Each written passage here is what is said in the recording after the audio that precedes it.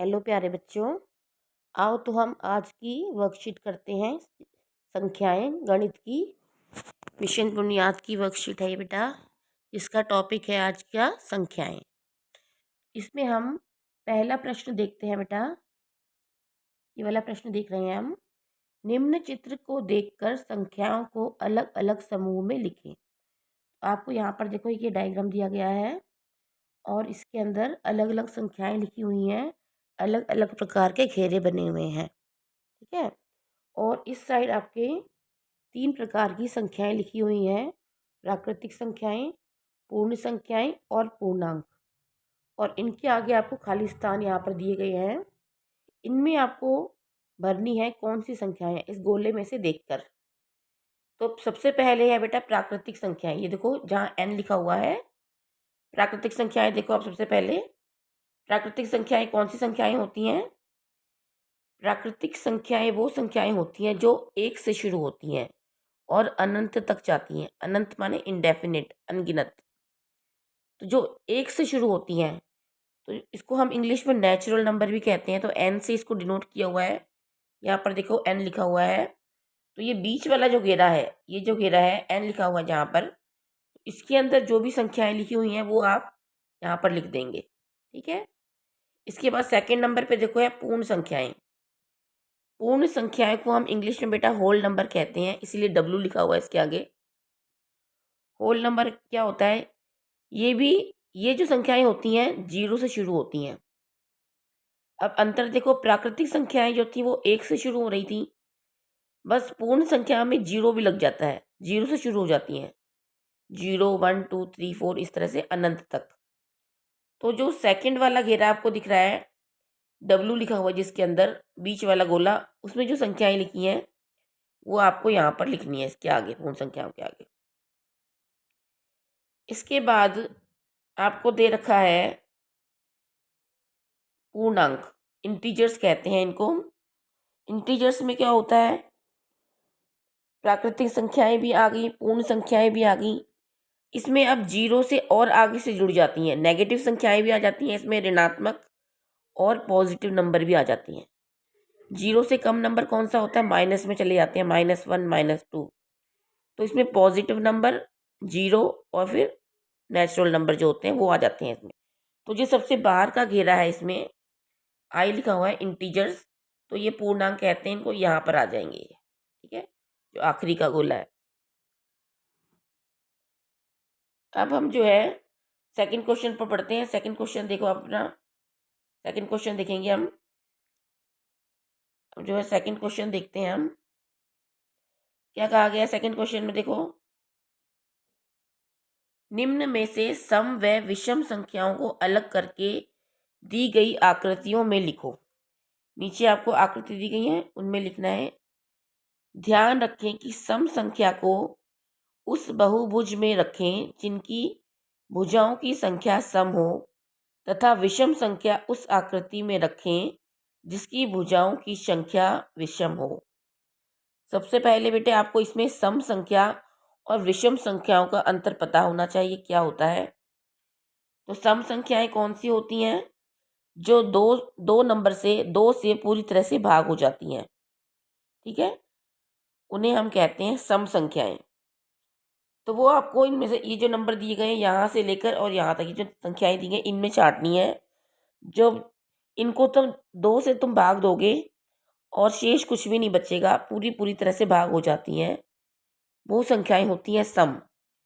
तो आप पहले इनको 2 से भाग करके देख लेना कौन सी भाग होती हैं और कौन सी नहीं होती हैं। जो भाग हो जाती हैं वो होंगी सम संख्याएं, और जो भाग नहीं होती हैं, जिसमें शेष बचता है कुछ नीचे जब तुम भाग करते हो, तो वो होती हैं विषम संख्याएं। ठीक है। इसके बाद आपको इसमें एक चीज़ और कही गई है। क्या कहा गया है कि आकृति जो आपको ये दी गई है, जैसे ये आकृति दी गई है आपको, इसमें कितनी भुजाएं हैं? 4। तो 4 क्या है? सम संख्या है, क्योंकि 2 से डिवाइड हो जाती है 4। तो इसके अंदर आपको सम संख्या लिखनी है। इनमें से आपको छांट कर सम संख्या इसके अंदर लिखनी है। अब जैसे ये 3 है, ट्रायंगल बना हुआ है, त्रिभुज बना हुआ है, इसकी भुजाओं की कितनी, इसकी कितनी भुजाएं इस आकृति की? 3। तो 3 क्या है? विषम संख्या है। तो आप इनमें से छांट कर कोई भी विषम संख्या इसके अंदर लिख सकते हो, ट्रायंगल के अंदर। इसी तरह से आप ये करोगे।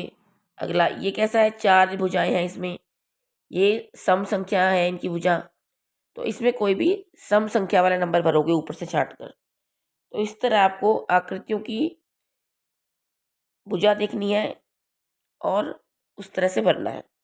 इसके बाद हम आते हैं प्रश्न नंबर 3 पर। इस पर प्रश्न नंबर 3, ये देखो, नीचे दी गई तालिका को देखें व प्रश्नों के उत्तर दें। यहाँ पर आपको पेड़ का नाम दिखाई दे रहा है और संख्या लिखी हुई है। पहला है बरगद का पेड़, कितनी संख्या है बरगद के पेड़ की, इसके आगे लिखा हुआ है 3875। इसके बाद नीम का पेड़ है, कितना है नीम का पेड़, 2554। फिर पीपल का पेड़ दे रखा है 432। अब इसको पढ़ के आप नीचे के प्रश्नों के उत्तर देने हैं आपको। जैसे पेड़ों की कुल संख्या लिखनी है आपको, टोटल पेड़ कितने हैं, तो बरगद के, नीम के और पीपल के जितनी भी ये संख्याएं हैं तीनों, इनको जमा करना है। यहाँ पर आप लिखोगे बरगद के पेड़ कितने हैं, यहाँ नीम के लिख देना, यहाँ लिख देना पीपल के, फिर इनको ऐड कर देना और जो आंसर आएगा वो यहाँ पर देना आप। ठीक है। सेकंड क्वेश्चन देखो, किस पेड़ की संख्या सबसे अधिक है। अब आप यहाँ से अब आप इसमें से देखोगे किसकी सबसे अधिक संख्या है। इसमें चार्टों कौन से पेड़ की अधिक संख्या है, देखो तो आप देखोगे कि बरगद की सबसे ज़्यादा अधिक संख्या, ये 3000 में दे रखी है, 3875। तो यहाँ पर लिख दोगे आप बरगद। ठीक है।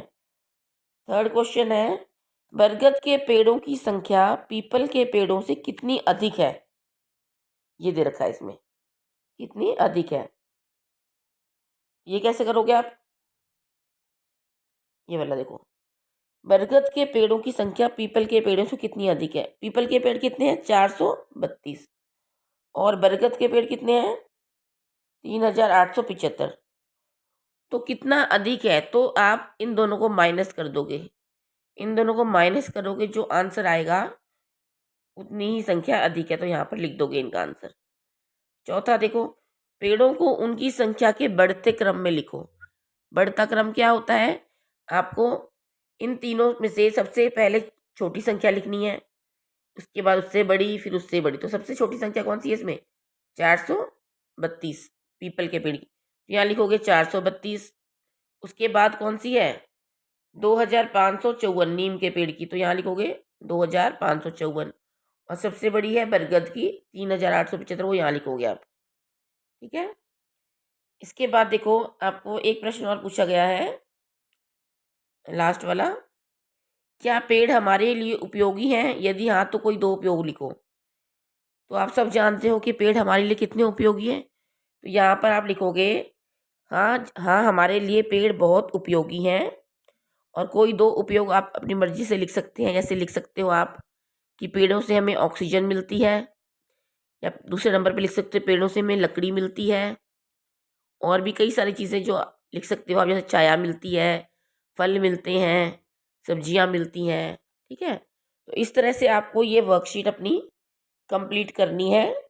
अगर आपको समझ नहीं आए कुछ तो आप पूछ सकते हो बेटा। ठीक है, अपना करिए काम।